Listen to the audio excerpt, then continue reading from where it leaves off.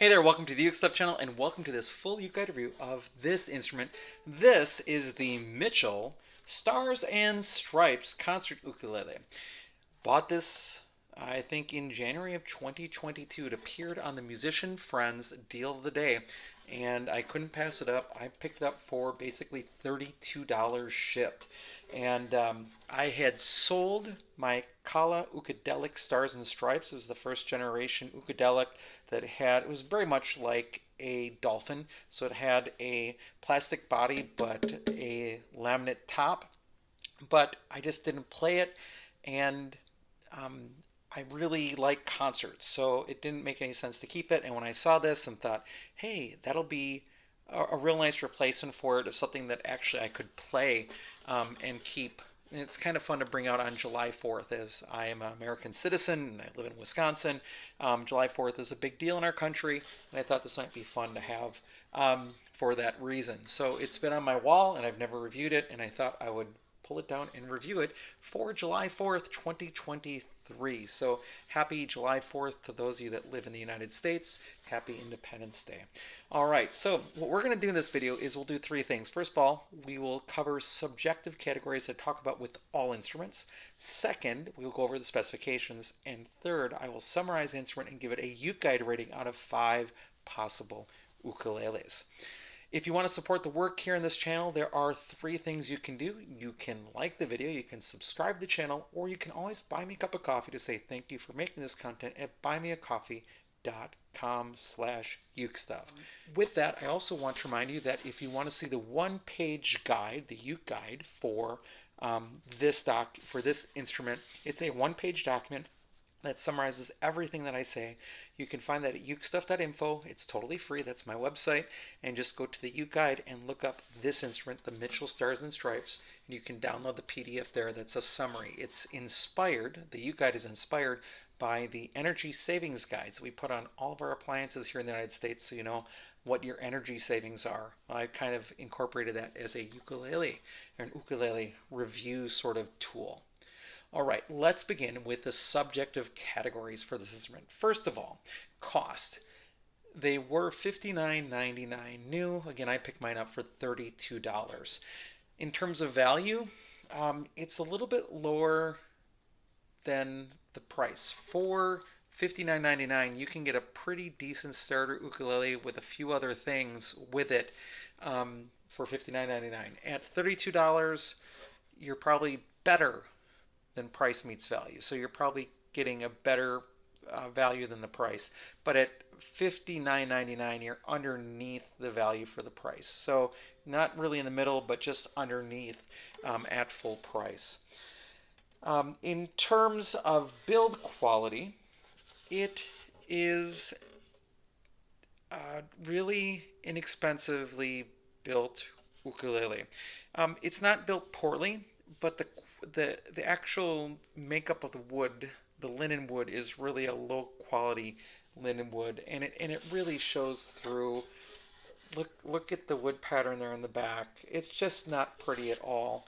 And if you're going to use something like linen wood, which isn't a terrible wood, but if you're going to do something like that, why wouldn't you paint it? You know, or something. Give it a gloss finish or something. Than what you did, and then to let the linen grain show through there is just awkward. So you know, it's just really, it's not poorly built, it's just cheap materials, really. The other thing that I have issues with is it has sharp frets. If I do this, you should be able to hear my fingers hitting the frets. And it's very humid here in Wisconsin. I'm recording this in June of 2023, in advance of the July 4th weekend. But so these frets, the fretboard should have expanded if it was dried out, and it's not.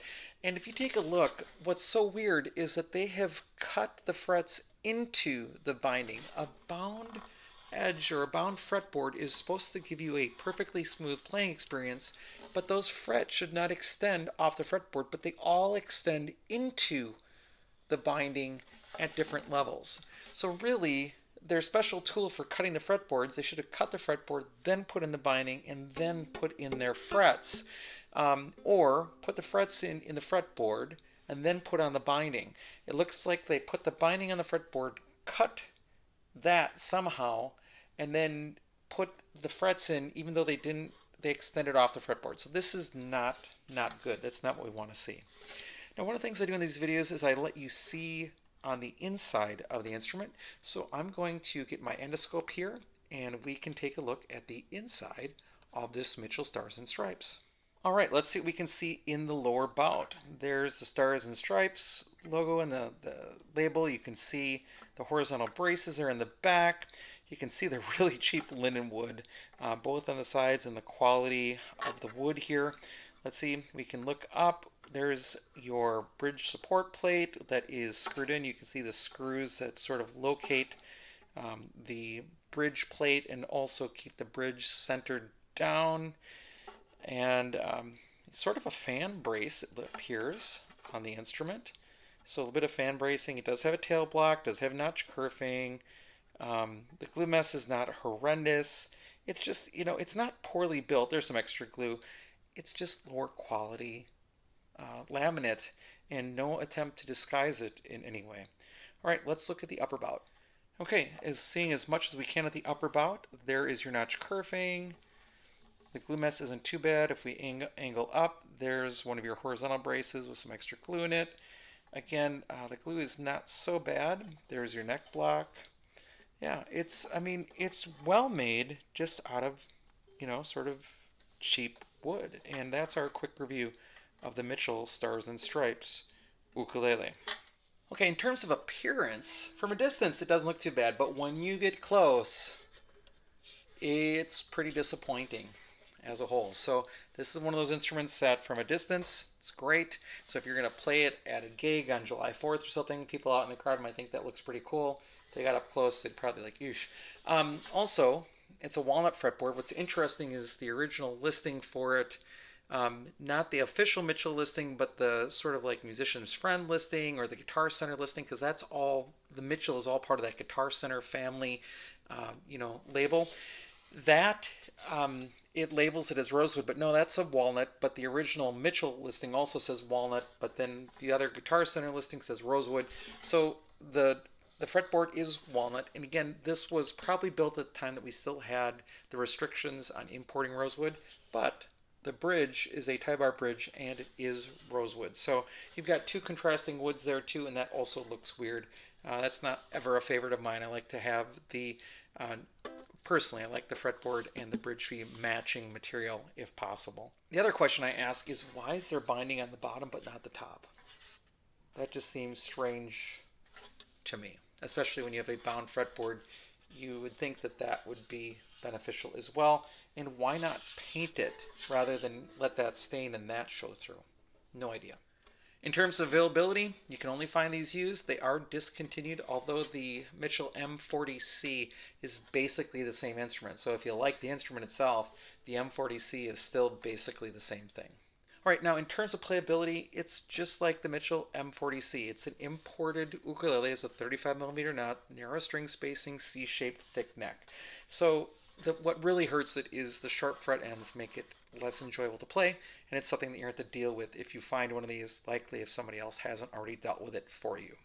In terms of sound quality, again, just like the Mitchell M40C, it's a standard laminate tone. It isn't bad. There is some sustain. The overtone of G actually is popping on it, so it does have an overtone to it.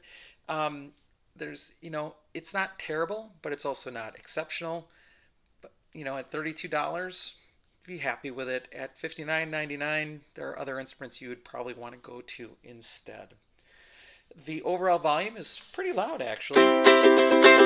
It's got some pop to it. The tone is on the darker side of middle, so it's not truly dark. It's not completely muted. The low and mid definitely prevails, except for that one overtone that really pops out. But I would definitely, again, as I tend to, I would try fluorocarbon strings to bring out some more brightness on this if I were going to keep it. Another thing I do in these videos, I let you see what I'm hearing.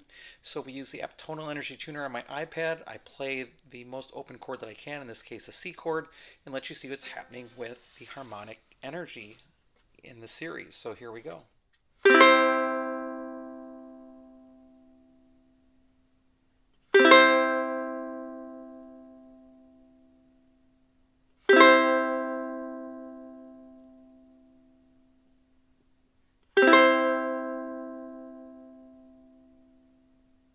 So there's some sustain on the low end in particular, but on the high end, there's that one overtone that really pops, and then it's just low to mids. So yeah, it's an instrument that could really benefit, I think, from other strings, and maybe that would make it come more alive and sound less like a laminate ukulele. Again, it's not a bad sound at all. It's just not an excellent sound either. So at the end, $32, probably a bargain sound. At $59.99, probably not so much, just knowing that there's competition out there. All right, now that we've covered the subjective categories, let's get into specifications. It is a concert scale ukulele with a measured scale length of 14.9375 inches from nut to saddle, so almost 15 inches. Has 18 frets with 14 to the body. It does not have side position markers, and if you know my review scale, that limits the possible scale for an instrument to 3 out of 5 possible ukuleles. And actually it did impact me as I was doing the demos of this song. I went to the wrong spot because I was looking for the 7th fret, and I actually went up to the 8th, I think, in the recording demo that I did earlier in this video. So it does impact me as a player if it doesn't have side position markers. Yes, you can install them yourselves, but do you want to do that on a $32 ukulele? It should come that way from the factory, especially if they're doing all this fretwork, with a bound fretboard. They should be able to do the side position markers at the same time. The body style is a double bout ukulele. The soundboard, back and sides are all laminate linenwood, which is a really low cost, cheap, inexpensive tone wood. It works, but it's not pretty. It works, but it's not pretty. The fretboard is walnut and it's bound. Again, there was some miscommunication on some of the websites, but it is definitely walnut. And the tie bar rosewood bridge. It does not have a radius fretboard. The nut and saddle are plastic, and you can actually see the little end where another piece was formed over here. The saddle here is not compensated, it's just the straight saddle, which is fine. It works. The finish is a sort of flat satin finish, but it does have the US flag graphic on the top that does seem to have some texture when you touch it. The overall length is 24.0625 inches, just longer than 24 inches, and it weighs 15.1 ounces, which is pretty light, and it is pretty well balanced. They are just standard, inexpensive, open-geared tuners. The action of the first fret is 0.5 millimeters, which is right what you'd hope, and the action of the 12th fret is 2.5 millimeters, so the action is really set well on this. The nut width is only 34.37 millimeters, which is approaching 35, so very standard. Space between strings is 8.57 millimeters, 28.29 millimeters G to A, so it is tighter string spacing. Doesn't bother me. I play a lot of concerts, but for some people with large hands, they don't like that. And the depth of the neck, which is a C-shaped neck, is 21.72 millimeters at the 3rd fret. That's just where I measure it, which again is pretty deep and pretty chunky. Pretty standard C-shaped neck for an import ukulele.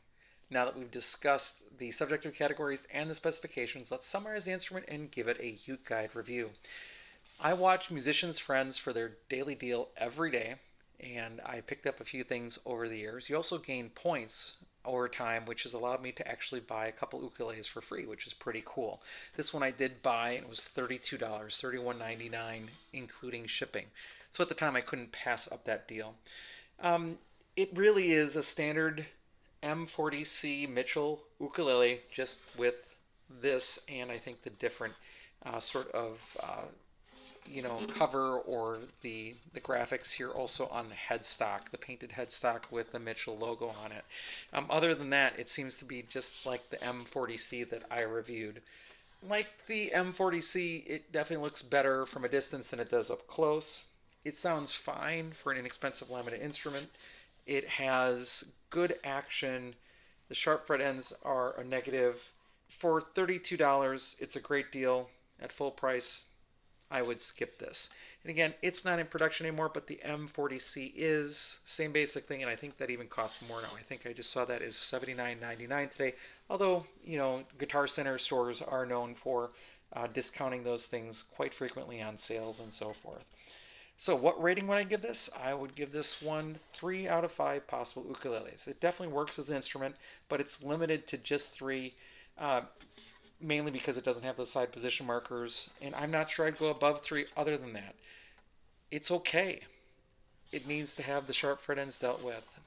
I would try different strings.